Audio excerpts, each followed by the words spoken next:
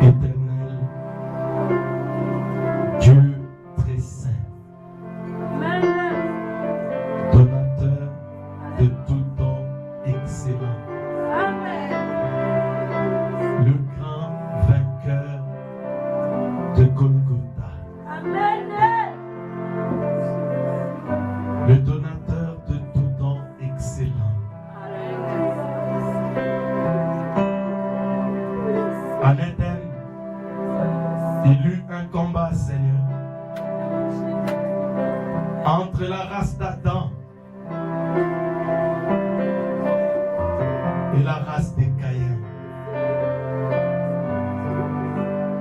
La terre fut polluée à cause du péché. Mais tu avais promis à la postérité de la femme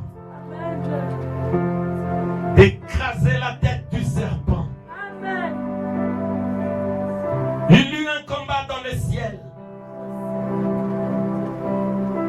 Satan et ses anges se soulevèrent contre toi.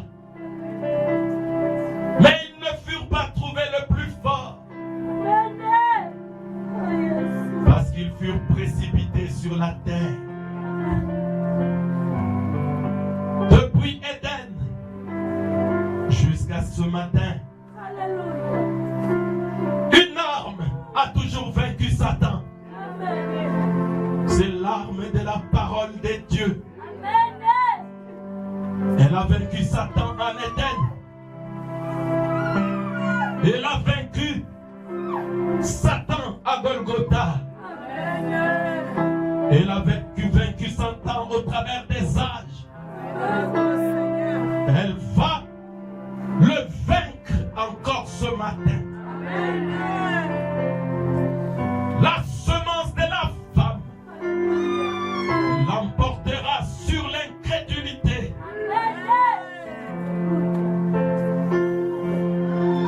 La puissance de Dieu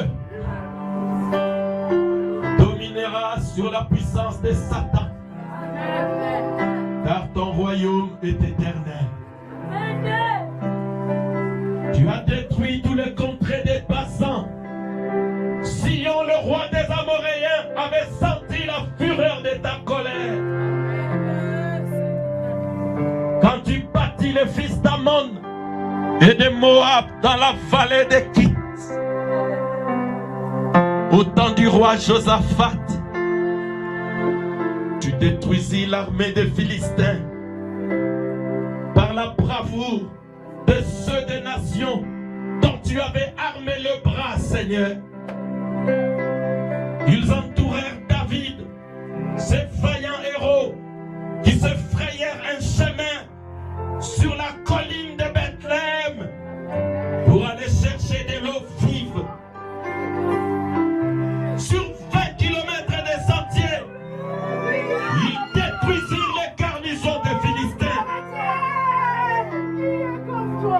Tu avais anéanti les armées de Moab quand ils se soulevèrent contre Moïse, tandis qu'ils passaient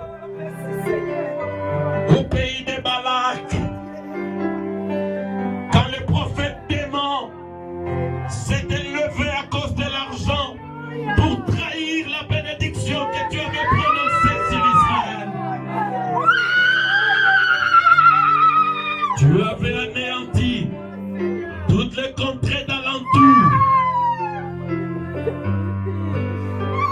Tu allumas la lumière à Nicée.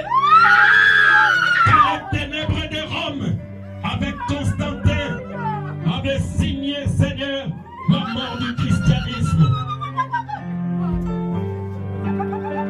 Tu t'es conservé un reste.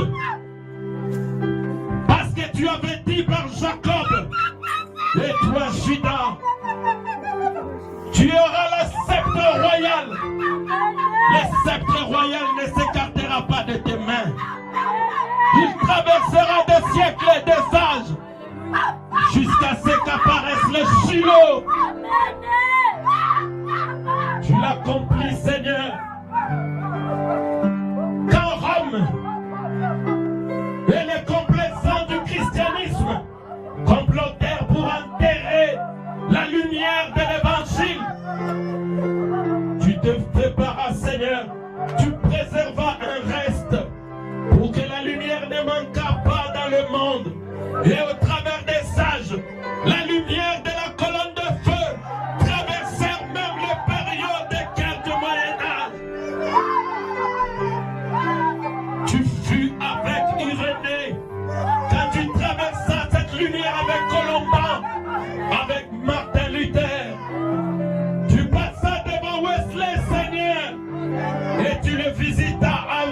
Azusa Street à Los Angeles.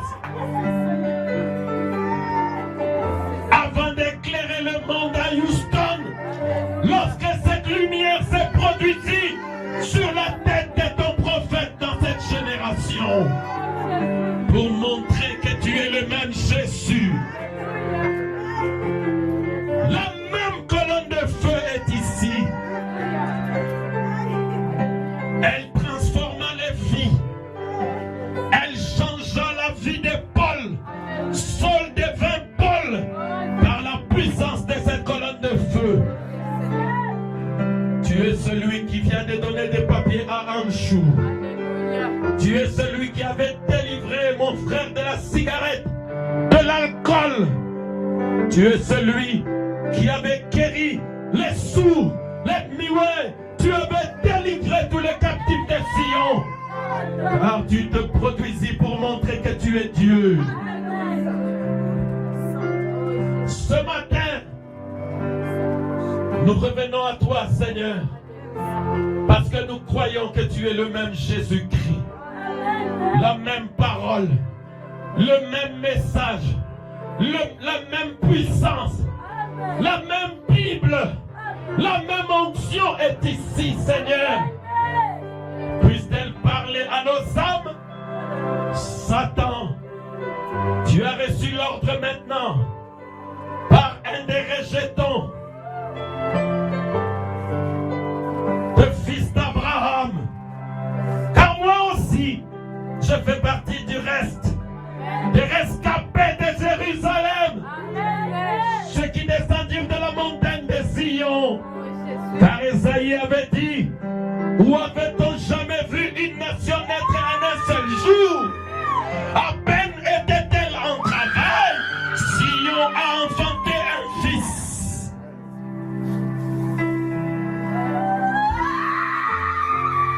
Le fils mâle, c'est toi, Jésus. Le grand frère de la famille. Celui sur qui tous nos espoirs reposent. Jésus, l'aîné d'entre les frères, l'aîné de notre famille. Jésus, bénis la parole. Qu'elle nous transforme, Seigneur. Parce qu'il s'agit de la même puissance qui créa les cieux et la terre dans Genèse, qui donna sa forme à la terre. Parce que le prophète dit, la toute première expression de la parole parlée de Dieu, c'est la lumière. Puisse-t-elle briller maintenant? Puisse-t-elle briller dans cette salle? Puisse-t-elle briller dans nos cœurs? Puisse-t-elle briller maintenant? Puisse-t-elle briller sur la Bible? Puisse-t-elle briller dans la Bible? Au nom de Jésus-Christ, nous avons ainsi prié. Amen. Alléluia. Amen. Alléluia. Oh, ne craignez rien, mes amis. Il s'agit de l'onction du Saint-Esprit. Le même Saint-Esprit de la Bible est ici ce matin. Amen. Alléluia. Moi, je ne connais pas ton problème. Mais lui, il connaît ton problème. Moi, je ne sais pas ce dont tu as besoin. Mais lui connaît ton problème. Alléluia.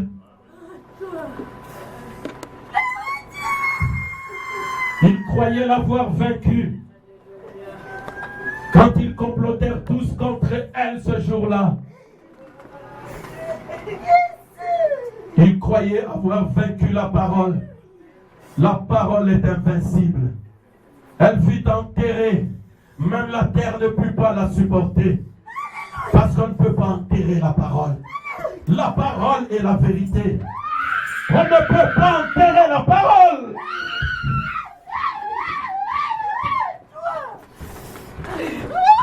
On ne peut pas l'enterrer. Alléluia.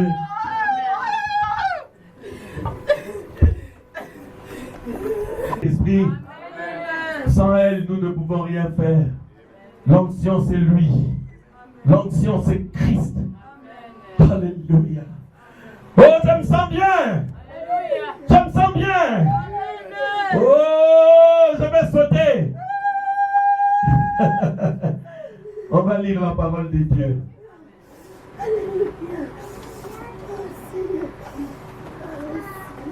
Matthieu chapitre 27. Je suis en colère contre ces gens-là. Mais ce matin, j'aimerais que tu sortes d'ici en prenant la bonne décision. Je n'ai pas envie de beaucoup parler. Je veux que lui parle. Alléluia. Matthieu chapitre 27. Nous pouvons commencer par le verset 11. Je vous propose une longue lecture, mais cette lecture est pathétique. C'était le jour où les êtres humains voulaient juger leur créateur. Matthieu 27, à partir de 11, on y va jusqu'à ce que je vais te dire d'arrêter. Jésus comparit devant les gouverneurs. Le gouverneur l'interrogea en ces termes. Es-tu le roi des Juifs? Jésus lui répondit, il est dit. Mais il ne répondit rien aux accusations des principaux sacrificateurs et des anciens. Alors Pilate lui dit, n'attends-tu pas de combien de choses il t'accuse?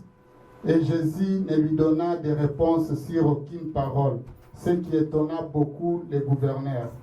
À chaque fête, les gouverneurs avaient coutume de relâcher un prisonnier. C'est lui que demandait la foule. Ils avaient alors un prisonnier famé nommé Barabbas. Comme ils étaient assemblés, Pilate leur dit, lequel voulez-vous que je vous relâche? Barabbas ou Jésus qu'on appelle le Christ? Car ils savaient que c'était par envie qu'ils avaient livré sur nos enfants. Amen. Que le Seigneur ajoute les bénédictions à la lecture de sa parole. Veuillez vous asseoir, mes amis. Aujourd'hui, nous allons étudier ou parler d'un petit sujet. Parce que j'aimerais que toi, tu prennes une décision. Moi, je l'ai déjà prise. Aujourd'hui, je vais prendre mon sujet sur, je crois, l'un des versets de ce texte qui vient d'être lu. Parce que la scène se passe dans la maison ou dans le prétoire de Pilate. Ponce Pilate. Donc mon sujet aujourd'hui, que ferons-nous de Jésus qu'on appelle le Christ? Jésus était amené par ses frères devant le gouverneur Pilate pour être jugé. On devait juger Jésus. Alors il arrive devant Pilate. Pilate regarde, mais Pilate dit, mais qu'est-ce que moi je peux faire de cet homme? C'est une question que Pilate avait posée au public. Il dit, mais que ferais-je de ce Jésus qu'on appelle Christ? Est-ce que vous êtes avec moi? Donc ça va être un sujet facile pour nous permettre de prendre une décision ce matin. Je vais te donner un conseil. Ne regarde à rien. Regarde simplement à la parole. Ne me vois même pas. Parce que j'avais demandé au Seigneur de ne pas être vu aujourd'hui. Je veux que vous l'écoutiez et que vous saisissiez quelque chose en retournant de ce vous. Parce que la décision que vous pouvez prendre aujourd'hui, que vous allez prendre aujourd'hui, va changer le restant de votre vie. Un jour, la scène s'était produite dans la maison du gouverneur. Dans une salle d'audience qu'on appelle le prétoire. Donc c'est une salle d'audience comme un tribunal. Donc le gouverneur était là. Et Jésus fut amené devant le gouverneur pour être jugé. J'aimerais qu'on lise un autre passage des Écritures. Luc, chapitre 12, verset 56, avant de continuer.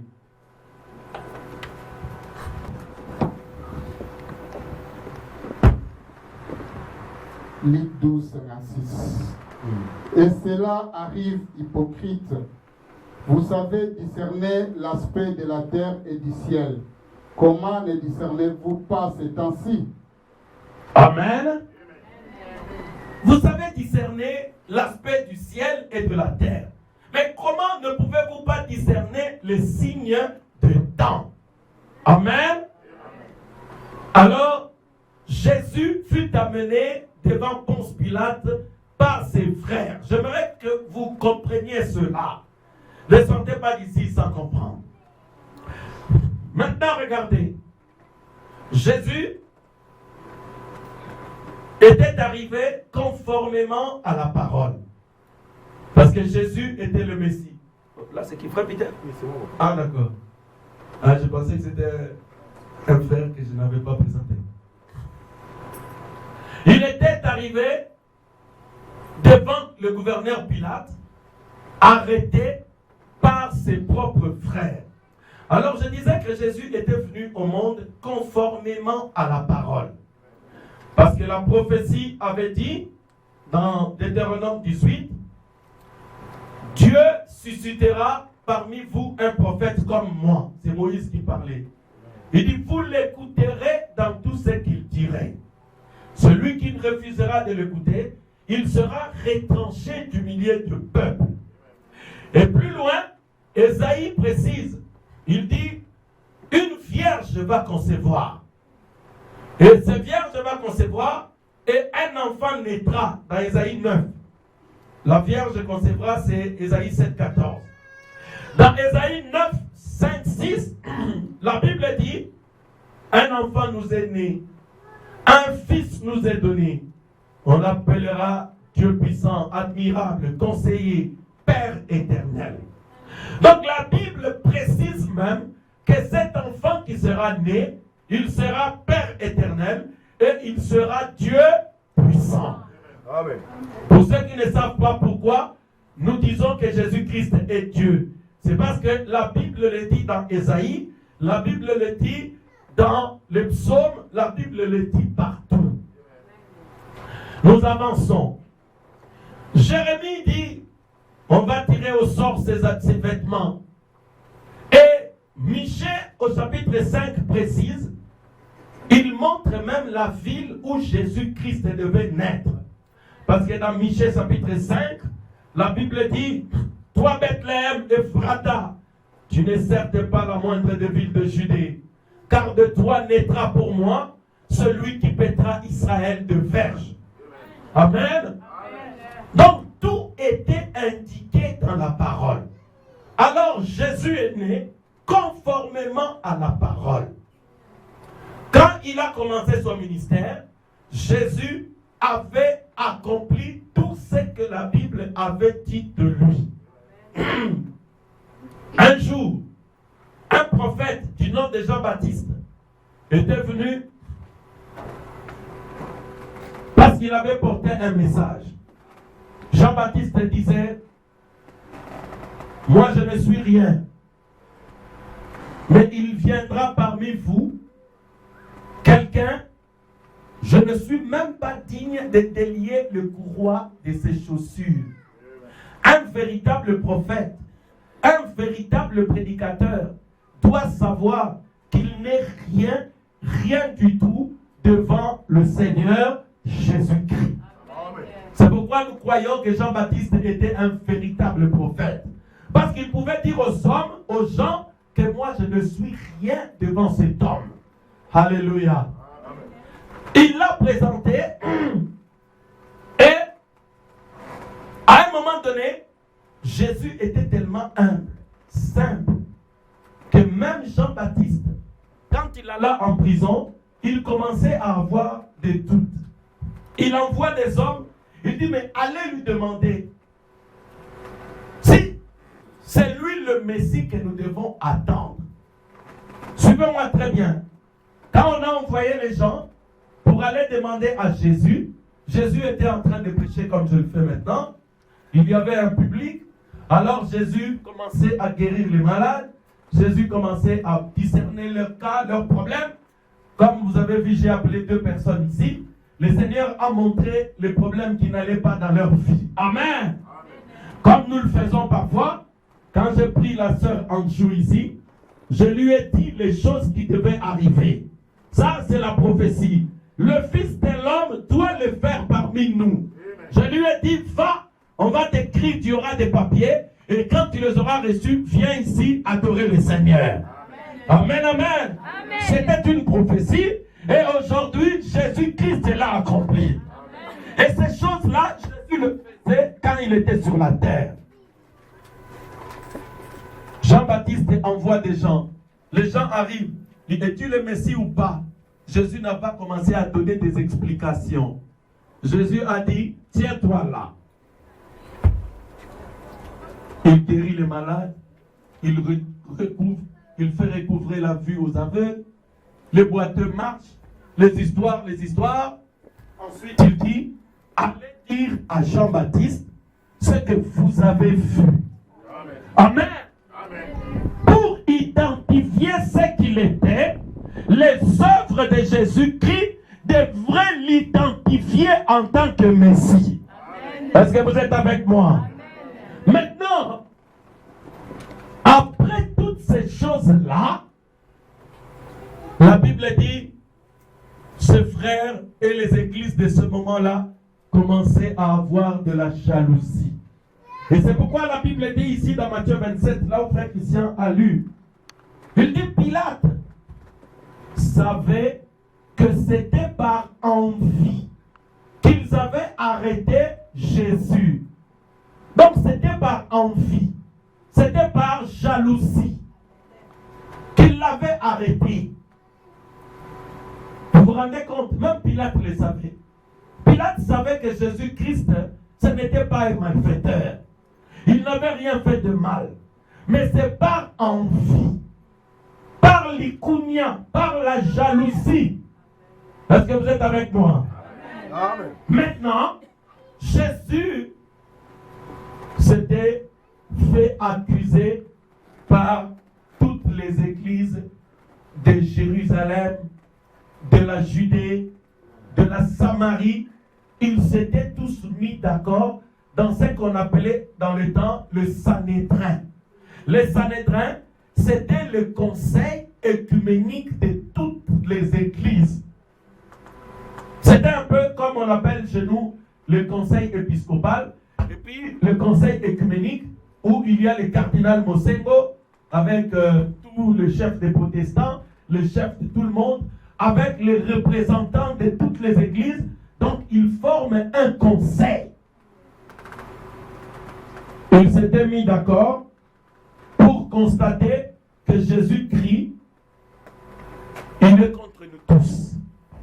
Jésus commence à prendre nos membres. On commence à le suivre dans la rue. Ils ont même publié des communiqués.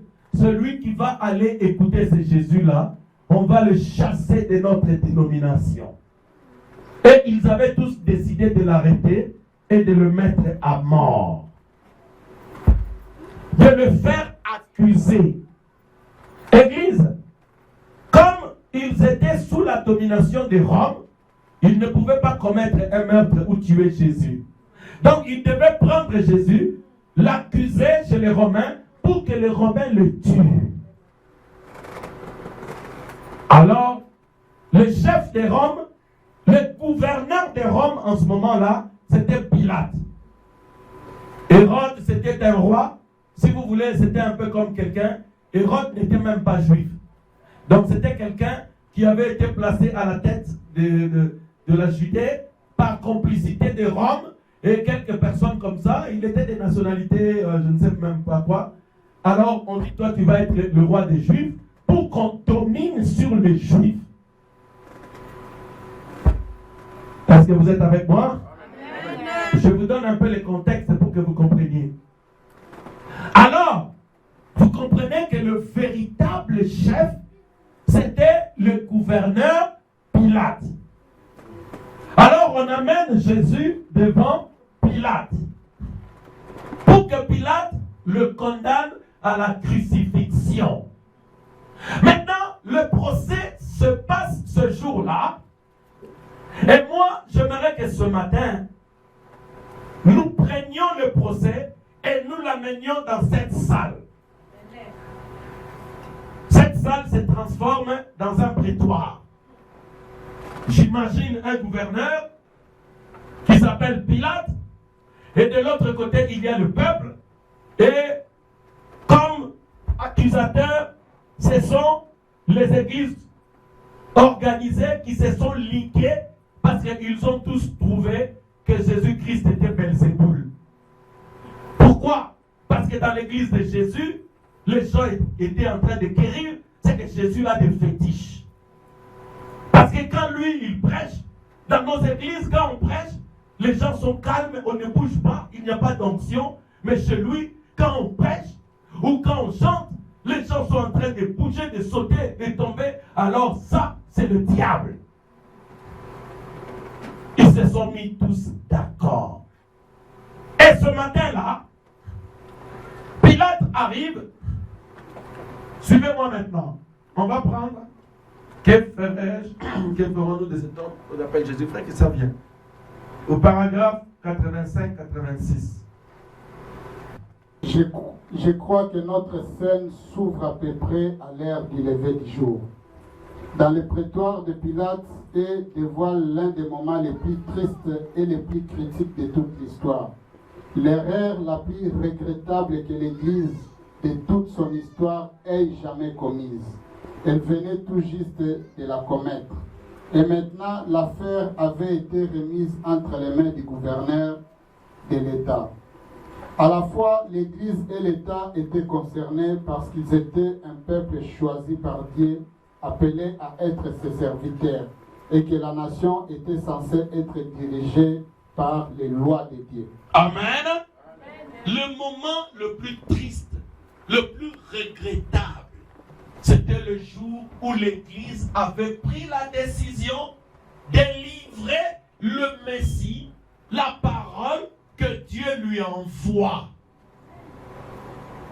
Pourquoi l'Église était-il concernée aussi bien que l'État? Écoutez-moi bien, vous devez savoir qu'il vient un temps où les églises du monde rejetteront la parole. Parce que Jésus, c'est la parole. Quand ils vont rejeter Jésus, retenez bien, parce que c'est la prophétie, ils vont inciter l'État, Rome et les autres églises, je dis, ça sera toutes les églises. Même les églises que vous voyez là, toutes les églises seront dans les conseils œcuméniques. Ils vont pousser l'État à dire l'État, toi tu es le garant, nous t'aimons bien. Mais il y a des petits binzambi là-bas où les gens sont en train de sauter, ils pratiquent les délivrances, ce sont des sorciers, ils viennent d'Afrique. Nous ne voulons pas adorer Dieu dans le désordre comme ça. Ils font beaucoup de bruit. Il faut fermer ces histoires-là. C'est ce que la prophétie dit. Nos petites églises comme ça, nos églises comme ça, qui ne sont pas affiliées à ce conseil œcuménique pour accepter un jour d'être dirigées par le pape, nos églises ne pourront plus exercer librement. Pourquoi? Parce que les églises du temps de Jésus avaient réussi à influencer le gouverneur pour arrêter qui? Jésus qui est la parole. Je crois que vous le saisissez. C'est pourquoi nous prêchons le baptême du Saint-Esprit. L'onction qui est dans l'église ici, qu'elle ne reste pas seulement dans l'église, que chacun prenne une partie pour lui et parte avec ça partout où il vit.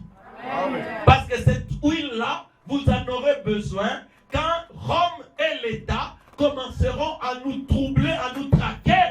Nous serons dans les caves en train d'invoquer le Saint-Esprit, en train de prier notre Dieu. Amen. Parce qu'ils vont nous priver. Nous ne pourrons plus nous réunir comme nous nous réunirons aujourd'hui. Je vous l'ai dit pour savoir que Dieu ramène les choses qui sont passées. Ecclésiaste 3, 15, 16 dit, ce qui est a été et ce qui sera avait déjà été. Dieu agisse ainsi pour que l'on craigne. Il n'y a rien de nouveau sous le soleil. Les complots qu'ils furent avec Jésus, ils le feront avec ses fils et ses filles. Amen, amen. Et ce jour-là, c'était triste. Parce qu'Israël était là en train de prier depuis des milliers d'années. Ils attendaient un Messie. Le Messie était devant eux. Parce que qui était Jésus? Jésus était l'interprétation, l'accomplissement de la loi de Moïse. Amen. Alléluia. Ils avaient la Torah qui était l'Ancien Testament. Ils étaient en train de prêcher dans leurs églises. Mais ce qu'ils étaient en train de prêcher comme écriture, ce jour-là, il était devenu chair et il marchait dans les rues de Palestine. Et c'était ça Jésus-Christ. C'est la vérité. Mais quand la parole s'est faite chair, ils ont condamné la parole. Alléluia. Paragraphe 85-86, frère Christian. On avance tout doucement, vous allez voir. Donc, l'ont-il fait? Dieu a dit, une vierge concevra. Et elle l'a fait. Le croyez-vous? Certainement, mais elles ne l'ont pas cru. Une vierge concevra et elle l'a fait. Il était dit, les boiteux marcheront, les aveugles verront. Et c'est ce qui se produirait. Cela prouvait qu'il les ferait et Jésus en fit la manifestation. Amen. Moïse a dit, l'Éternel, ton Dieu, te suscitera un prophète comme moi. La parole vient au prophète. La parole discerne les pensées du cœur. Lorsqu'ils l'ont vu exercer ce discernement, ils ont dit, c'est Belzéboul, un diseur de bonne aventure. Amen. Amen. Vous voyez mes frères et sœurs? C'est quoi l'interprétation de la parole? Parce que j'aimerais qu'on règle cette affaire aussi bien avec mes frères dans le message qu'avec vous qui ne connaissez pas ou ceux qui ne connaissent pas encore bien ce message. C'est quoi l'interprétation de la parole? Dieu avait dit, une vierge concevra. Cela n'a pas besoin des explications. Quand Dieu dit, Ésaïe 7,14, une vierge va concevoir, alors une fille qui n'a pas connu d'homme, elle s'appelle Marie. Et cette Marie-là avait conçu et un fils était né. C'est ça l'interprétation de la parole. Frère Branham dit, l'interprétation de la parole, c'est son accomplissement et c'est la manifestation. Amen. On n'a pas besoin de nous donner des explications. Alors, ils attendaient l'accomplissement de la prophétie de Joël. Oh, le Saint-Esprit descendra. Oh, Ésaïe 35 dit, le Seigneur, votre Dieu lui-même, il viendra. Alors les aveugles verront, les boiteux marcheront. Mais les boiteux avaient vu, les boiteux avaient marché, les aveugles avaient vu. Ils avaient vu ça devant eux comme ça, mais ils ne pouvaient pas le voir. C'est pourquoi dans Luc 12, 56, Jésus dit, vous savez discerner les aspects du ciel, mais vous ne pouvez pas discerner les signes de temps. Alléluia. La parole se manifeste devant vous, mais vous ne pouvez pas la discerner. C'est ça le piège aujourd'hui. Est-ce que vous êtes avec moi? On avance. Paragraphe 89. Toujours, que ferons-nous de cet homme qu'on appelle Jésus? Nous sommes au tribunal. Maintenant, moi je suis un avocat de Jésus. Je suis en train de dire au peuple, je dis regarde ce qu'il a fait. Il est né conformément à la Bible. Il est venu conformément à votre Torah. Alléluia. Maintenant, vous voulez le livrer auprès des gouverneurs. Pourquoi? On avance. Paragraphe 89. Suivez très bien. Quel homme pécheur aujourd'hui pourrait regarder la Bible en face et voir si le Saint-Esprit n'est pas l'interprète de la parole aujourd'hui? Ok. Quel homme qui peut regarder, voir la Bible en face, les brochures en face, et dire si le Saint-Esprit n'est pas l'interprète de la parole aujourd'hui? Alléluia. Qui est l'interprète de la parole aujourd'hui? Le Saint-Esprit. Est-ce que vous êtes avec moi? Si lui n'est pas là, nous ne devons même pas prêcher. Parce qu'il n'y aura pas d'interprétation de la parole. On avance maintenant. Écoutez, toujours. Que ferons-nous de cet homme qu'on appelle Jésus, le Christ, au paragraphe 89? Continue, Frère Christian. Se faisant connaître par des manifestations, des promesses, des dons et des choses qu'il a promis de faire en ces jours-ci. Alléluia. Écoutez-moi bien, mon frère, toi qui me regardes. Le Saint-Esprit étant l'interprète de la parole, se faisant connaître par la manifestation des promesses de quoi? Des dons. C'est ce que Frère Christian a lu? Amen. La manifestation des dons. Continue, Frère Christian. Malachie 4 s'accomplissant, toutes les autres écritures s'accomplissant. Malachie 4 s'accomplissant, parce que Dieu a envoyé un prophète, et toutes ces prophéties, et toutes les autres écritures s'accomplissant. Jean 14 et 12.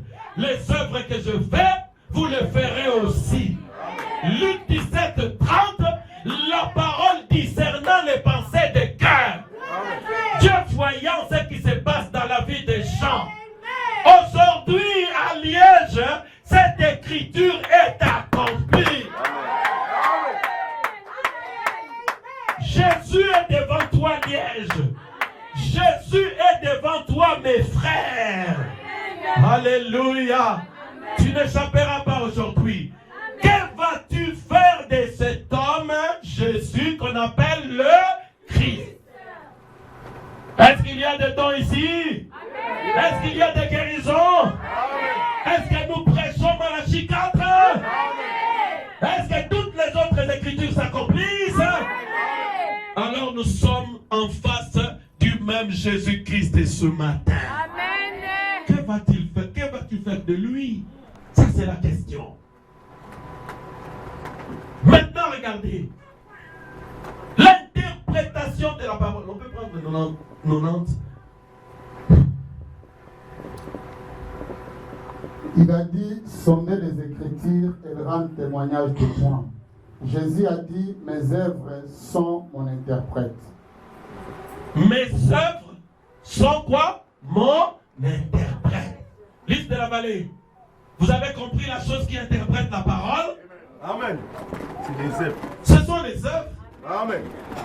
Oh non, Dieu m'envoie, je suis un prédicateur. Pas de problème. Oh, je vais commencer une église. Pas de problème. Nous attendons voir. Ce sont les œuvres que tu vas produire qui vont interpréter la parole que toi tu es censé porter. Si nous ne voyons pas les mêmes œuvres que c'est Jésus, si nous ne voyons pas les mêmes œuvres que nous avons vues chez Branham, mon frère, assieds-toi. Parce que l'interprète n'est pas avec toi. Aujourd'hui, ce n'est pas Franck qui interprète la parole. Parce que Franck ne travaille pas à l'office des étrangers. Franck ne peut pas guérir une personne. C'est qu'il y a un interprète ici qui s'appelle le Saint-Esprit. Quand moi je dis guérison, le Saint-Esprit va interpréter. Quand je dis papier, le Saint-Esprit va interpréter. Quand je dis cigarette, alcool,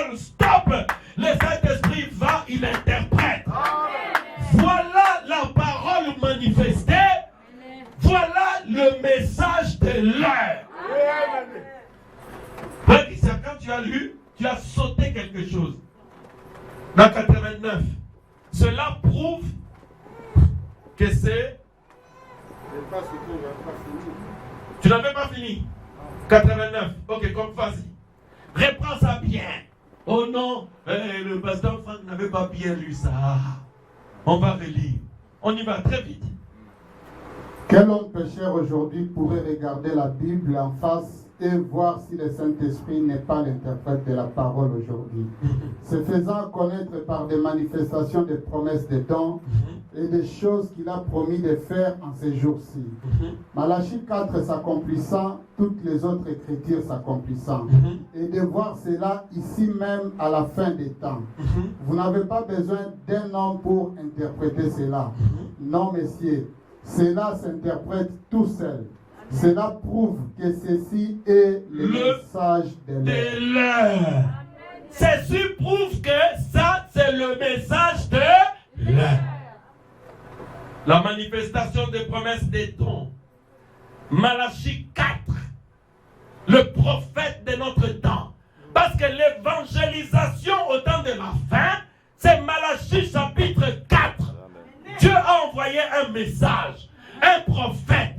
Alors toutes les autres écritures aussi, Luc 17, 30, Jean 14, 12, et toutes ces choses-là prouvent que c'est le message de l'heure. S'il n'y a pas tout cela, même si on dit que c'est X tabernacle, mon ami, je vais te dire ce matin, ce n'est pas le message de l'heure. Si tu veux te disputer, va te disputer avec la citation, pas avec moi. Avec l'interprète de la parole, pas avec moi. Amen.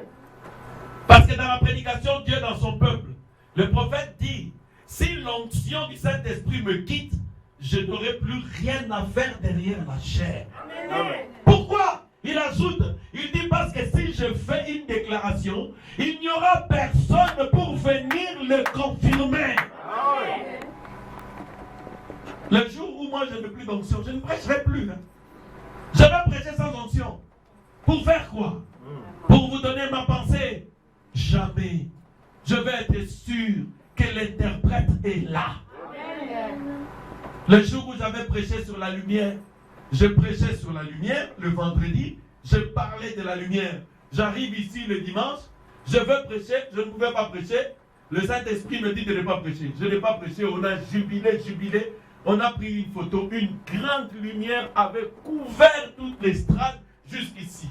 Amen. On pouvait voir seulement Frère Stein de l'autre côté là. C'était quoi? C'était l'interprétation de ma prédication. Amen. L'interprétation de prédication, c'est son accomplissement. Quand tu dis et les choses n'arrivent pas, tu n'es pas un bon prophète. Alléluia. Quand Israël voulait contester Samuel, qu'est-ce que Samuel leur a dit? Vous ai-je jamais dit quelque chose de la part du Seigneur qui ne soit jamais arrivé? Vous savez ce qu'ils ont dit? Ils disent non Samuel, tout ce que tu nous dis arrive, mais nous voulons quand même un roi. Là ce n'était plus le problème de Samuel. Samuel était un bon prophète. Amen, amen, amen. Quand j'ai commencé mon petit groupe de prière, le mardi, j'avais dit, je ne sais pas s'il y a des frères là-bas. Je ne sais pas si quelqu'un se rappelle, il peut se lever la main. J'ai dit, ce petit groupe que je commence, je suis en train de vous entraîner.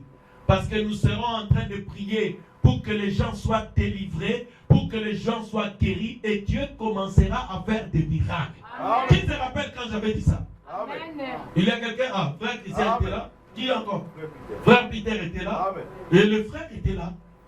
Frère, écoutez, s'il n'y a personne pour interpréter ce que vous dites, alors vous devez vous interroger.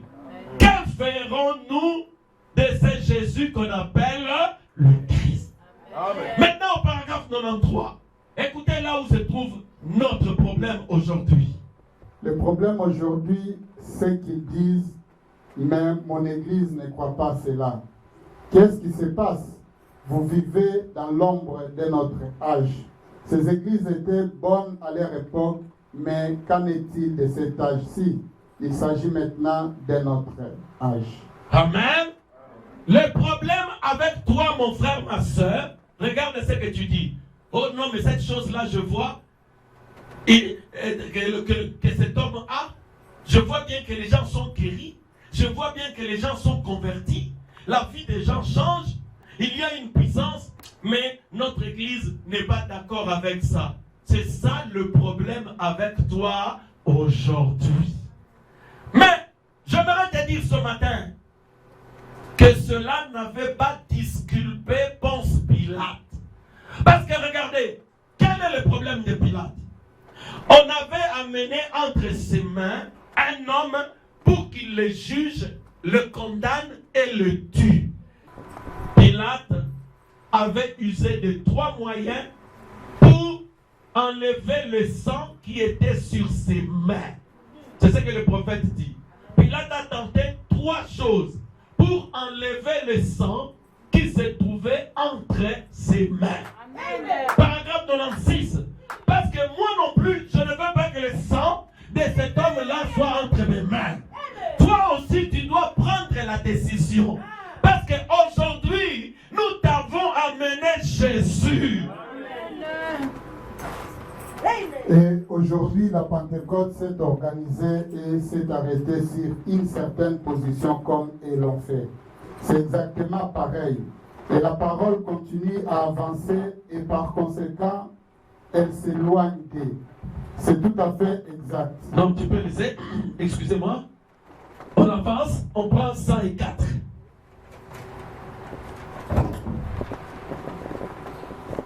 Tous ces pharisiens pouvaient s'élever et dire, nous sommes des dieux, nous avons des lois, nous avons ceci. Et là se trouvait la parole elle-même, ils ont dit, à mort crucifié. Amen. Tous ces pharisiens qui se trouvaient en face de Jésus, qu'est-ce qu'ils disaient? Nous aussi nous avons la loi, nous avons la parole, nous avons la loi, nous avons les choses. Mais la parole se trouvait là devant eux. Maintenant regardez, le prophète dit, l'interprète de la parole c'est le Saint-Esprit. Maintenant, l'interprétation d'une parole, c'est sa manifestation. Quand Dieu dit que la lumière soit, la lumière fut. C'est l'interprétation de la parole de Dieu. Je n'ai pas besoin des explications. Quand Dieu dit 1 Thessaloniciens, chapitre 4, du verset 13 à 16, la Bible dit, au son de la trompette, les morts en Christ ressusciteront premièrement. Nous serons tous changés et nous irons le rencontrer dans les airs. Amen. Alléluia. Amen. Ne me donnez pas des explications. Amen. Parce que Dieu l'a dit et cela s'accomplira. Tu vas me consoler par les explications? Oh non, de toute façon, pasteur Franck, et si tu meurs, si je meurs, tu n'as pas bien lu. La Bible dit, les vivants ne vont pas faire obstacle aux morts. Ils ne vont pas précéder les morts. Les morts en Christ ressusciteront premièrement. Amen. Donc ça ne change rien. Même si je meurs aujourd'hui, d'ailleurs, qui va mourir? Même si je dors aujourd'hui, je serai là en train d'attendre. Savez-vous que les chrétiens ne meurent pas? Amen. Les chrétiens dorment. Amen. Alléluia. Si sa mission est finie sur la terre, Dieu le donne, il dit, va te coucher avec tes pères. Va dormir avec David. Va dormir avec les guerriers. Alléluia. Pour finir, il n'y a rien qui peut me contrarier. Amen. Parce que j'attendrai toujours la promesse de l'enlèvement. Parce que 1 Thessaloniciens 4 dit, nous allons nous réveiller et puis nous serons changés et nous irons dans les airs. Monsieur l'interprète, laisse-moi tranquille. Je veux vivre pour voir cette écriture s'accomplir et que moi je participe dans cela. Amen. Ne viens pas me consoler. Je n'ai pas besoin de consolation. J'ai besoin de vivre cela comme une expérience. Est-ce que vous avez compris? L'interprétation de la parole, c'est son accomplissement. C'est cela. On avance, frère. Paragraphe 100. et 8. Alors, quelle sorte d'interprète avez-vous? La même sorte qu'Ève avait. Le diable essaya d'interpréter la parole à Ève en disant, « Oh, ceci est juste et cela est juste. » Mais certainement que c'est juste. Ce que Dieu dit est juste. Amen. Peu importe combien cela peut sembler autrement aux autres. Si Dieu dit que cela va arriver, il en sera ainsi. Voudriez-vous utiliser l'interprète d'Ève ou pécheur, comment pourrait-il faire cela? Oui, messieurs, ils ont pris l'interprète d'Ève. Amen. Vous voyez, aujourd'hui, les églises veulent utiliser les interprètes d'Ève. Vous comprenez ce que le prophète veut dire? Dieu était l'interprète de sa parole. Il a parlé à Adam. Mais Ève était allée écouter un autre prédicateur. Et Frère Branham l'appelle l'interprète de Ève. Quand il est arrivé, il dit, Ève, moi je m'appelle Nyoka Lomo. Est-ce que... Non, je m'appelle Nyoka. J'enlève Lomo. Je m'appelle Nyoka. Ève, est-ce que Dieu a dit, vous ne mangerez pas de tous les arbres qui sont dans le jardin? Vous voyez déjà la ruse. Parce que Dieu n'a pas dit ça. Dieu a dit, vous mangerez de tous les arbres, sauf celui qui est au milieu du jardin. Mais lui, il arrive. Ève, est-ce que Dieu a dit, vous ne mangerez pas de tous les arbres? Ève, au lieu d'aller chercher son mari, au lieu d'aller voir son pasteur pour dire, oh chérie, je suis en face d'un puissant prédicateur qui est calé dans les Écritures. Il m'a donné des citations ici, mais c'est des citations qui me dépassent un peu. Adam n'aurait pas eu besoin de beaucoup parler. Adam se serait approché, il aurait dit, mais celui-là c'est le serpent. Au nom de Jésus, rends pas mes pieds ici. Adam l'aurait écrasé. Parce que Adam était le fils de Dieu. Amen, amen. Maintenant, les interprètes de Ève aujourd'hui, qu'est-ce qu'ils font? Dieu dit quelque chose dans la parole. Nous attendons la promesse de l'enlèvement. Le prophète dit, écoutez-le au paragraphe 38, vous pouvez me croire ou vous pouvez me considérer comme un fanatique ce soir si vous le voulez. Dieu, il y aura une grande puissance qui entrera dans l'église. Le Saint-Esprit oindra tellement les gens, ils prononceront la parole et la chose arrivera. Amen. Alléluia. Amen. Dieu a dit ça, qu'une grande onction sera sur nous. Je prononce la parole et la chose arrive. Frère, je ne sais pas si je n'ai pas moins de 100 expériences comme ça. Je prononce la parole et la chose arrive. Ma femme avait même commencé à avoir peur de moi. Quand on a eu notre premier fils, je lui ai dit, bon, dans 18 mois, le deuxième va naître. J'ai bien dit 18 mois. D'abord, pour le brave, il y a la femme du pasteur Robert qui m'avait rappelé ça. On était en train de parler. J'ai dit, si ma femme arrive, mon premier garçon, je vais l'avoir dans 10 mois. Le brave est né jour pour jour, 10 mois après mon mariage. Amen. Moi, je me suis marié le 9 juillet. Le brave est né le 8 mai 2006. Amen. 10 mois, jour pour jour. Et quand il est né, la femme du pasteur Robert me rappelle, dit, Franck, oui, je me rappelle qui joue là, épidé. Je dis, oui, je me rappelle. Je le sais. J'avais dit 10 mois. 10 mois. Et quand ma femme est arrivée, j'ai dit, mon deuxième fils, je l'aurai dans 18 mois après le premier. 18 mois pile, Joachim est venu au monde. Amen. Frère, c'était quoi? Je parle, avant de venir ici en Europe, il y a un ami qui commençait à m'appeler prophète. Il dit, mais frère, toi tu deviens prophète. Je dis non. C'est comme une assurance qui arrive. Quand je sens cette chose-là, je parle simplement et la chose arrive.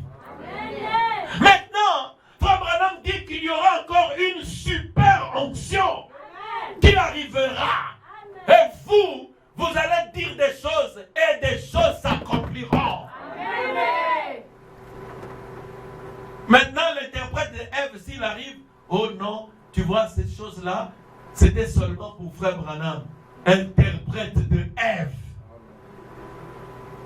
Jésus a dit, les œuvres que je fais, toi Branham, tu le feras aussi. C'est ce qu'il a dit.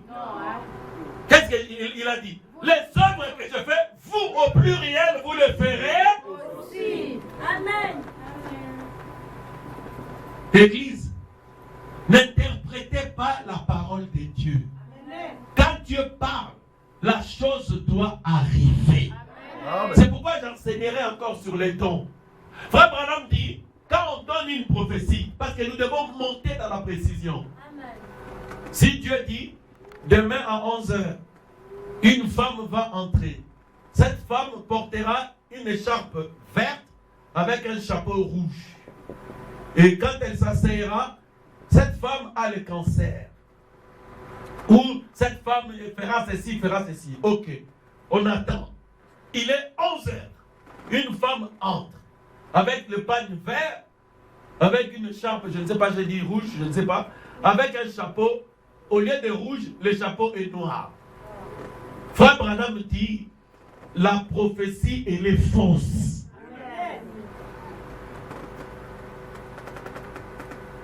Vous saisissez cela?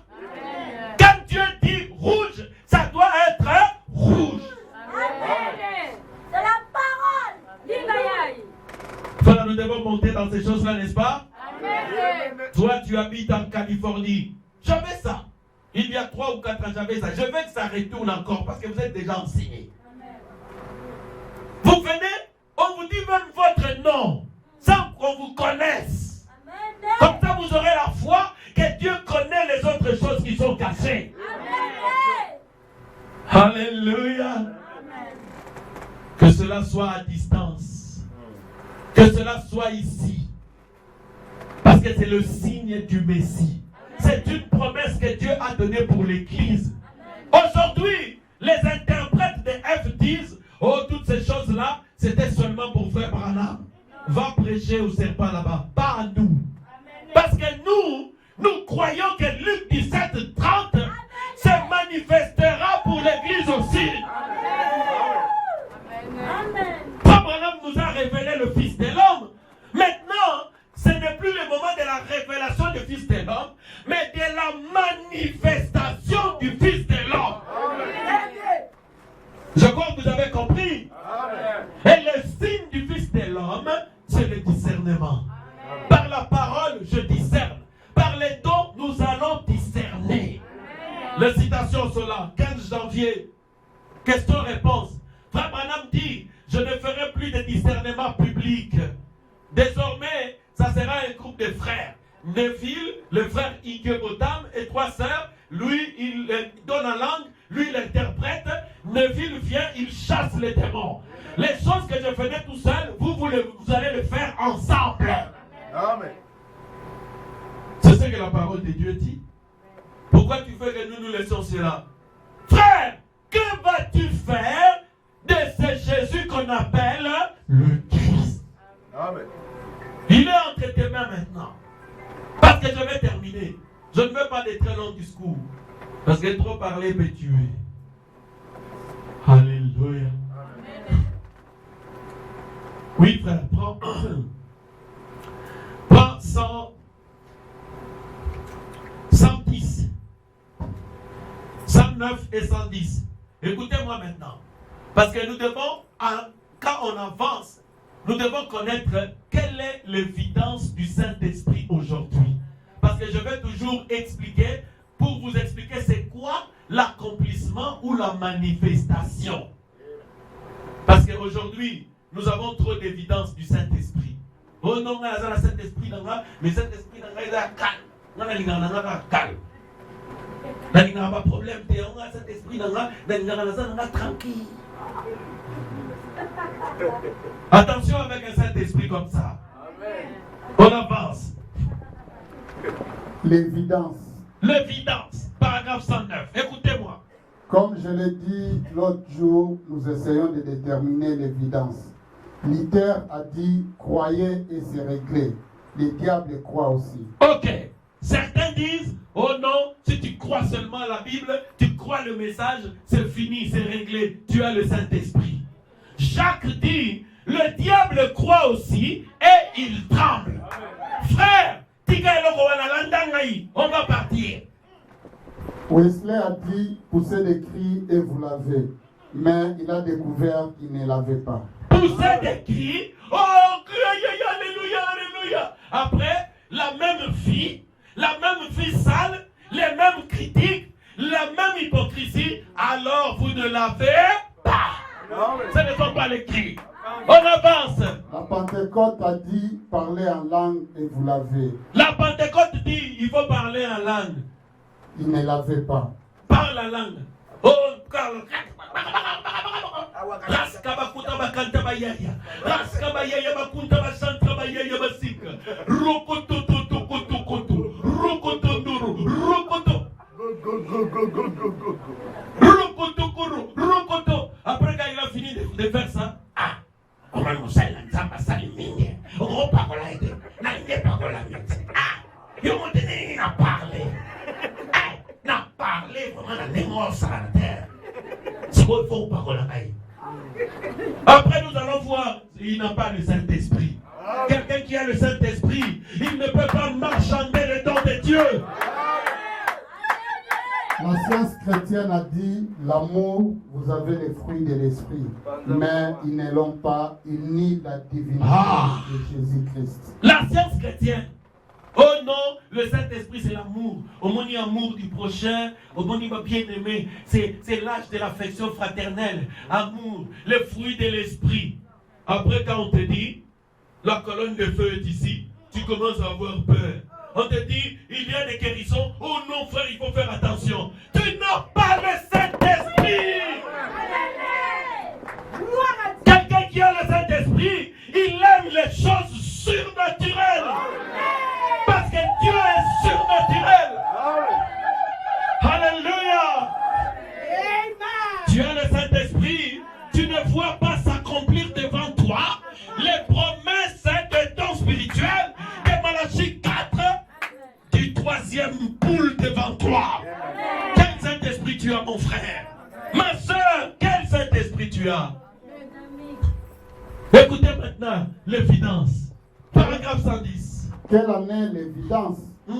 C'est lorsque l'esprit qui est en vous peut ponctuer chaque promesse par un amen et que Dieu confirme cela. Ah. C'est-à-dire, le Christ, le Saint-Esprit en vous, ponctue par un amen tout ce que Dieu a dit. Ensuite, le Saint-Esprit vient et il confirme cela.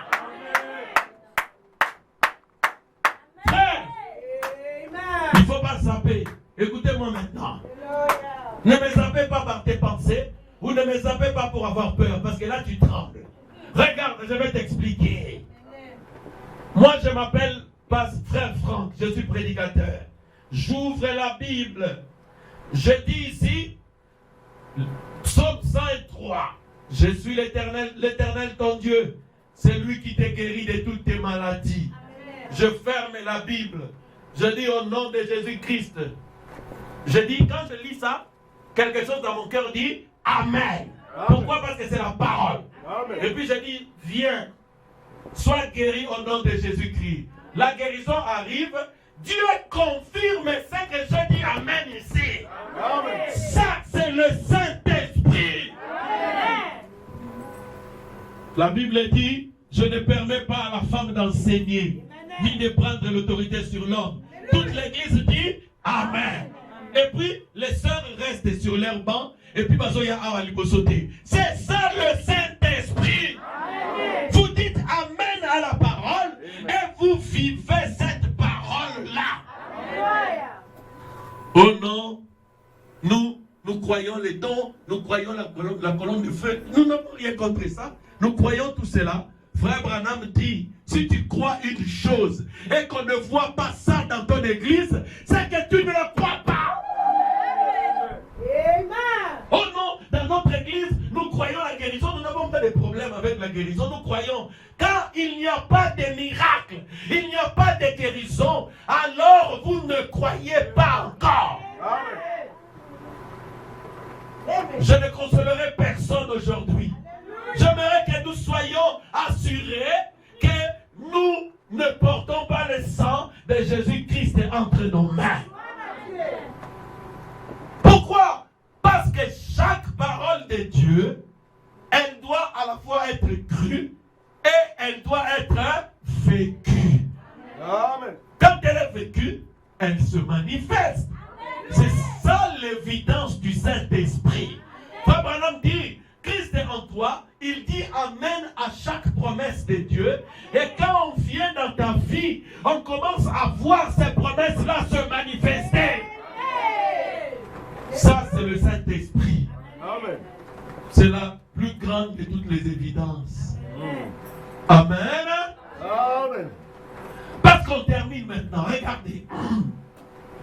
Alors, Pilate, après avoir écouté toutes ces plaidoyeries, Pilate dit, ah, mais je viens de voir que Jésus-Christ est réellement manifesté. Je trouve que c'est quand même la parole. Mais pourquoi les gens ne veulent pas croire? Paragraphe 115. Maintenant, je suis en train de chuter. C'était une petite prédication. Alors qu'un homme fera attention au sang de ses semblables. Une fois à Chicago, il n'y a pas longtemps, un de mes amis s'est trouvé là quand un homme de la bande de Dillinger ou quelque chose du genre a été abattu en pleine rue. Les gens s'étaient rassemblés là par centaines et ils se tenaient tout autour. Bon, pour qu'on aille vite, on venait d'abattre un homme d'un gang, un groupe Morabagan. Son sang était là. Alors une centaine de personnes venaient, alors ils évitaient de marcher sur les sangs de ces bandits-là. Continue, frère. Mais quand il fait, là où le sang avait glissé sur la chaussée, sortant de ces trous de balles, tout le monde contournait ces sangs. Ils ne voulaient pas marcher sur les sangs de leurs semblables. Messieurs, ils se méfient beaucoup de ces choses-là. Mais ils n'hésiteront pas à fouler les sangs de Jésus-Christ. Amen. Vous allez voir, ils ont peur de marcher sur le sang de quelqu'un qui est mort. Mais le prophète dit, ces mêmes personnes qui sont pieuses, oh non, ils ne peuvent pas toucher à ça, ils n'aiment pas c'est ça, oh il faut faire attention aux photos, oh il faut faire attention à ces miracles-là, oh il faut ouvrir l'œil, et nous ne voulons pas, nous avons peur. Frère Branham dit, ils n'hésiteront pas à fouler le sang de Jésus-Christ. Vous savez comment ils vont le fouler? Comment ils vont fouler le sang de Jésus? Vous allez voir. Continue avec ça. Comment ils vont faire pour fouler le sang de Jésus-Christ? Ce vieux dicton demeure vrai. Les fous marcheront avec des souliers cloutés là où les anges craignent de poser les pieds. C'est juste. Ils piétineront cela en disant le temps des miracles est passé. Amen. Ils vont piétiner le sang de Jésus-Christ en disant le temps des miracles, c'est resté avec Branham. Le temps des miracles, ce n'est plus aujourd'hui. C'était au temps des apôtres. Aujourd'hui, si quelqu'un accomplit des miracles, il fait la Simbikisi. C'est ça qu'ils disent. Oh, les miracles, c'est Branham qui le faisait seulement. Frère Branham dit, quand vous faites ça, vous êtes en train de piétiner sur le sang de Jésus-Christ en disant que le temps des miracles est passé. Parce que vous refusez de croire que Jésus-Christ est le même hier, aujourd'hui et éternellement. Alors le sang de Jésus est entre vos mains. Alléluia. Amen. Frère, bientôt, le jugement sera rendu. Maintenant, nous sommes au paragraphe 127. Vous allez voir que Pilate a tenté de se débarrasser de cette histoire-là. Parce que Pilate vient de voir que cet homme, cette parole, a accompli des miracles. Que dans cette église, il y a un réveil. Dans cette église-là, il y a des guérisons. Dans cette église-là, il y a des prophéties. il y a des photos de la colonne de feu. Dans cette église-là, il y a des conversions spectaculaires et miraculeuses des âmes. Maintenant, je ne peux quand même pas venir là-bas. J'ai peur. Qu'est-ce que je veux faire? Je vais vous dire comment Pilate s'est comporté. Paragraphe 127. Donc Pilate avait remarqué que Jésus-Christ était réellement le Messie et qu'il n'y avait rien de mauvais en lui. Maintenant, que faire, monsieur Pilate? Qu'est-ce que tu vas faire, mon frère? Ma soeur, tu vas faire quoi? Écoute maintenant ce que la parole de Dieu dit. 127. Prenons une chose. Le premier plan de Pilate, c'était « Je ne trouve aucun crime en lui ». Combien on trouve cela parmi beaucoup de bons groupements aujourd'hui? Frère, sœur, j'aimerais que vous compreniez. Vous savez ce que Pilate a dit? Pilate prend la parole, c'est-à-dire Jésus. Il dit, mais je ne trouve aucun mal en lui. Et ça, n'est-ce pas? Mais ce n'était pas suffisant. Combien de groupes font-ils la même chose aujourd'hui? Oh frère, oui, moi, il y a des choses qui se passent dans votre église. Je ne suis pas contre ça. Hein. Moi, je ne trouve pas de problème avec ça. Frère, le sang est quand même encore là. Le sang est encore quand même là. Je vais te le prouver maintenant. Vas-y, frère. Continue. Je ne trouve aucun mal à la parole. C'est bien. Mais c'était pour les apôtres. Ah! La Bible dit qu'il est le même hier, aujourd'hui et pour toujours. Vous dites, je ne trouve rien à redire à cette Bible. Je crois qu'ils ont parlé en langue. Je crois qu'ils ont chassé les démons. Je crois qu'ils ont discerné les pensées. Je crois qu'il y avait des prophètes, mais pas aujourd'hui. Ah! Vous voyez? Donc, il n'a rien contre la parole, mais lui et son église, ils pensent que ce n'est plus pour aujourd'hui. S'ils font ça, ils sont en train de piétiner le sang de Jésus-Christ. Donc, le sang de Jésus-Christ est entre vos mains. Non, pas vous. Entre leurs mains. À moins que tu refuses de croire ce matin. Paragraphe 133. Deuxièmement, pour conclure, nous voyons cet autre moyen. Et ce que Pilate essaya de faire, c'est ce que font les gens aujourd'hui. C'est-à-dire de refiler l'affaire à ces Hérode et à ces César. Bon, écoutez, j'explique d'abord la première chose qu'il a fait. Pilate voit la parole manifestée. Pilate voit la colonne de feu. Pilate voit des miracles. Pilate voit le réveil. Mais Pilate dit, non, tu sais, moi, je n'ai rien contre ça. Mais c'est, Frère Branham dit plus bas là-bas, au paragraphe, je crois, 129. Il dit, non, moi, je n'ai pas de problème, moi, je crois. C'est mon pasteur qui ne croit pas ça. Et c'est mon église qui ne croit pas ça. Frère Branham dit, c'est un problème individuel. Amen. Sinon, le sang de Jésus restera entre tes mains. Pourquoi? Parce que tu as le malheur de voir Jésus-Christ se manifester dans cette ville. Mieux aurait valu pour toi de ne peut-être pas être dans cette ville. Il fallait que tu es à Hong Kong. Comme tu es ici dans cette ville, dans ce pays, malheureusement, tu n'as pas d'autre choix que de participer dans ce réveil. Ou alors, avoir le sang de Jésus-Christ dans tes mains. Que ferais-je de cet homme qu'on appelle Jésus? Si tu ne prends pas une telle décision, Frère Branham dit, tu gardes encore le sang de Jésus dans tes mains. Je crois que vous commencez à comprendre, n'est-ce pas? Ok. Ça signifie qu'on termine. Let's put on. Quel paragraphe là? Deuxième plan. Donc, le premier plan ne marche pas. Premier moyen pour se débarrasser du sang, pour le Bigario, non, frère. Moi, je ne suis pas contre ça. On dit tout, mais pourquoi tu ne vis pas ça? Oh non, moi je crois toute la parole. Si tu ne vis pas ça, c'est que tu ne le crois pas. Alors le sang est encore entre tes mains. Amen, amen, amen. Ok, deuxième plan. Paragraphe 137, c'est ça? Deuxième place, c'est 133. Non. Ah, 133, oui. On y va. Deuxièmement, nous voyons cet autre moyen, et ce que Pilate essaya de faire, c'est ce que font les gens aujourd'hui.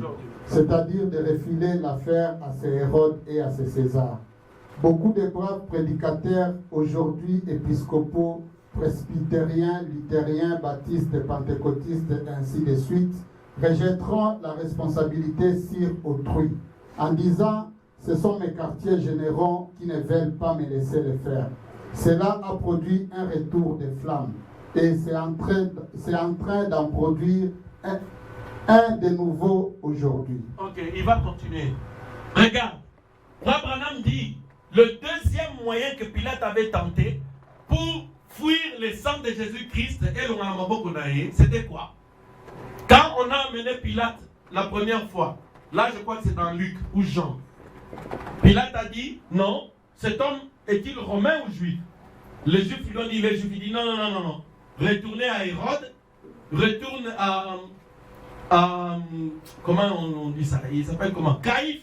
Parce que c'est vos affaires religieuses. Moi, je n'entre pas. Frère Branham dit, il voulait refiler l'affaire à une autre personne. C'est ce que les gens font aujourd'hui. Frère, pourquoi est-ce que tu n'as pas de photos de la colonne des fruits? Frère, pourquoi est-ce que tu n'as pas l'onction du Saint-Esprit, sœur? Mon frère, pourquoi est-ce que tu ne vois pas des signes et des prodiges alors que la Bible dit, voici les signes et les miracles qui accompagneront ceux qui auront cru. Prédicateur, pourquoi les signes, les prodiges, des miracles ne suivent pas ta prédication? Écoutez la réponse. Oh non, ce n'est pas ma faute. C'est l'ancien qui dit qu'on n'insiste pas sur les dons. On ne doit pas faire ça. Ce n'est pas ma faute. Moi, si c'était moi. Moi, je suis un simple prédicateur. Il y a des pasteurs, c'est lui qui contrôle l'église. Moi, ce n'est pas ma faute. Frère Branham me dit, le sang de Jésus-Christ sera sur toi. Amen. Vous ne pouvez pas vous débarrasser de cela comme ça. Continue, frère Christian. Je ne pose pas la question aux assemblées dédiées, aux unitaires, à l'église dédiée, à l'église méthodiste, baptiste, presbytérienne, mais je vous demande à vous en tant qu'individu. Voilà. Maintenant, ma soeur, mon frère, on avance. Je ne pose pas les questions en tant qu'église pentecôtiste ou église X tabernacle ou Y tabernacle, parce que tu vas dire, oh non, moi je crois, mais le pasteur lui ne croit pas. Frère Branham dit au paragraphe 134, il dit, je te pose maintenant à toi, comme frère individu, la question. Pose la question maintenant. Que faites-vous du sang de Jésus-Christ?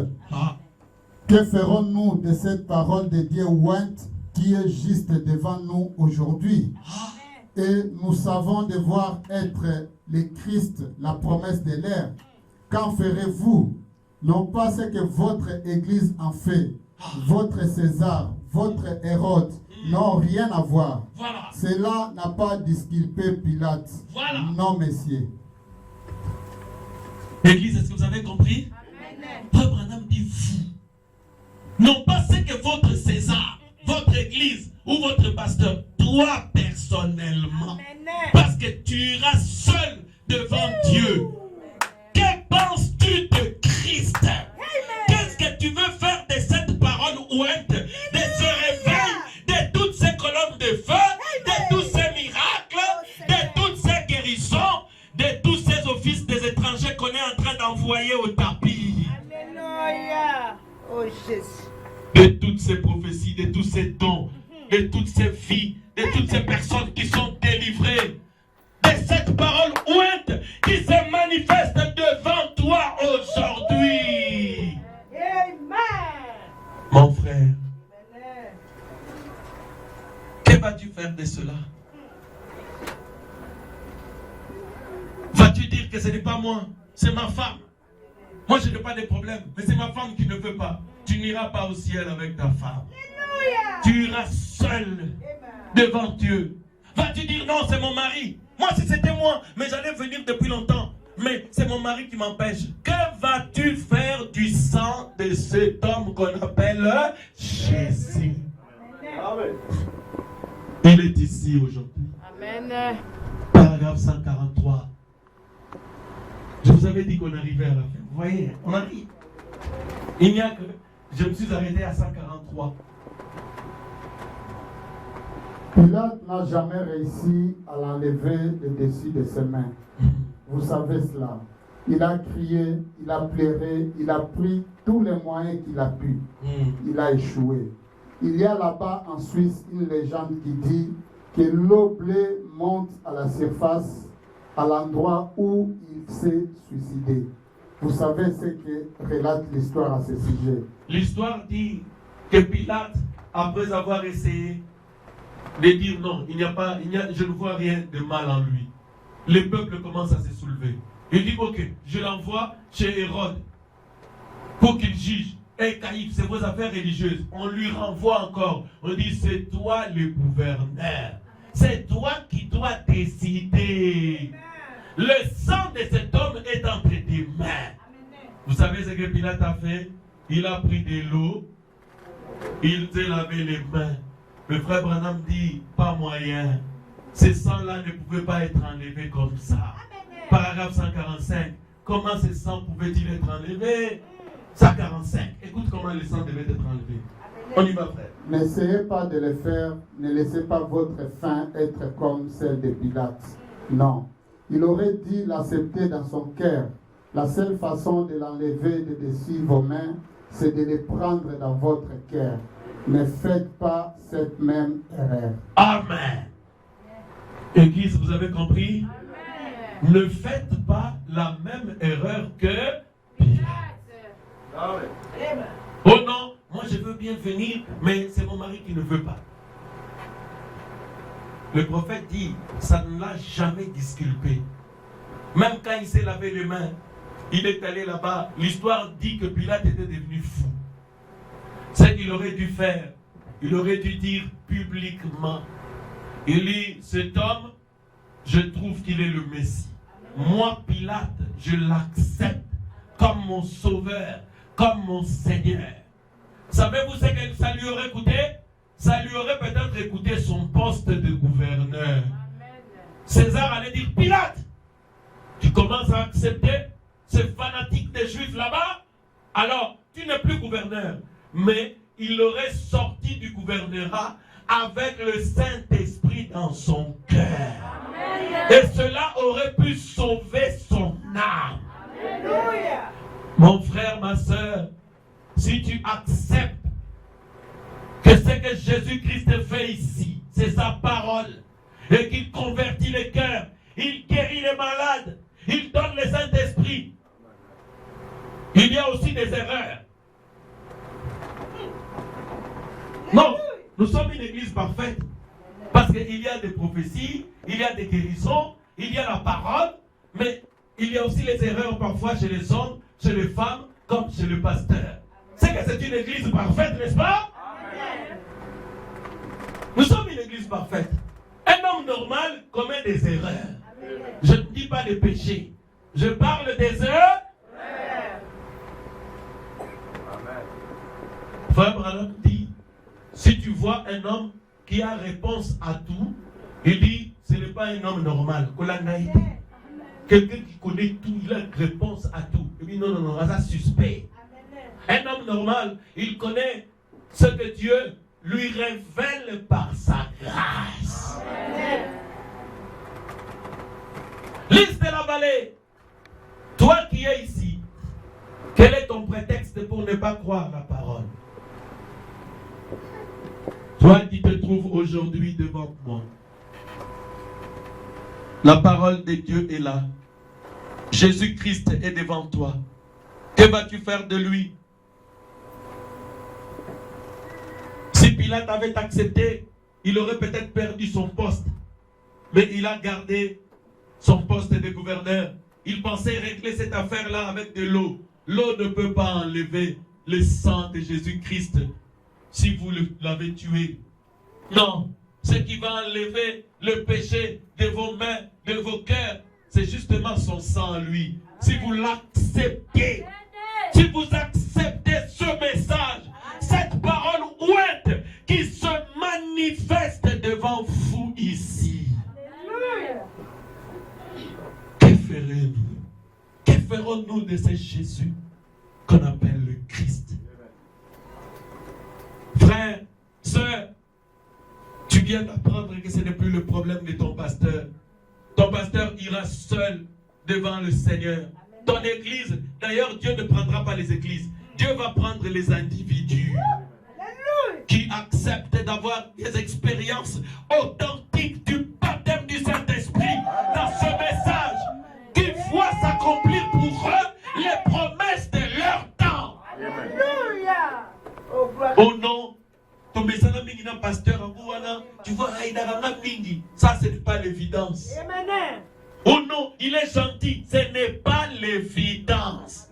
L'évidence, c'est ponctué par un amen. Tout ce que William Branham a dit, tout ce que la Bible a dit, et de voir cela s'accomplir ici et maintenant. Que Dieu vous bénisse.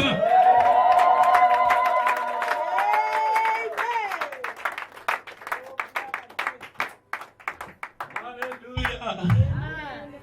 Tout celui ou celle qui connaît la sœur en chou, dites-lui, je ne demande qu'une chose, qu'elle vienne accomplir ce qu'elle avait promis au Seigneur. Amen. Ah. Parce que désormais, moi je vous ai dit que le Seigneur m'a dit de ne plus prier comme ça pour les gens. Les gens doivent accepter Jésus-Christ. Ils doivent accepter de le suivre. Parce que Dieu est en train de rechercher son épouse. Peut-être que toi tu as des choses que tu n'aimes pas. Ces choses-là restent attachées à ta vie. Mais je te propose Jésus-Christ. Accepte-le simplement. Il ne te demande pas de laisser les choses aujourd'hui. Mais Jésus te demande de l'accepter. De croire en lui. De ne pas le condamner. Ou de ne pas le livrer entre les mains des Juifs.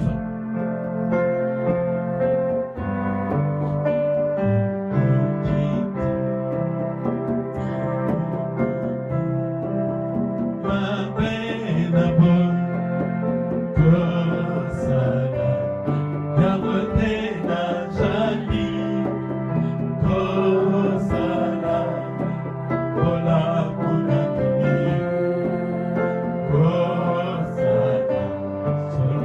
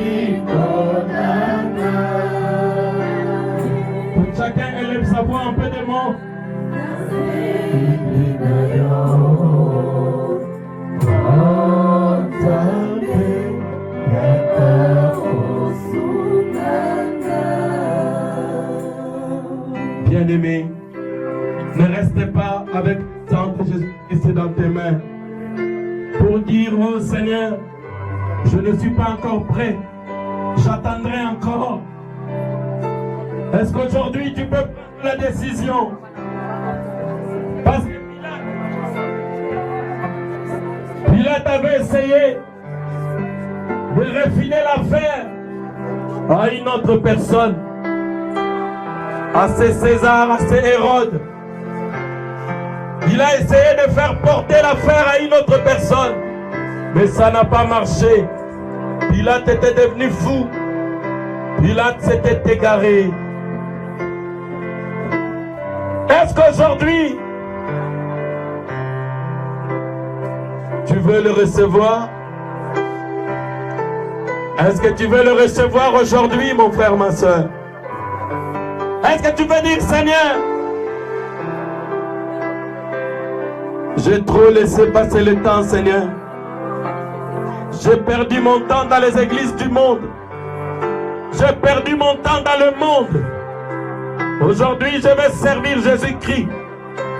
La parole ouette pour l'heure.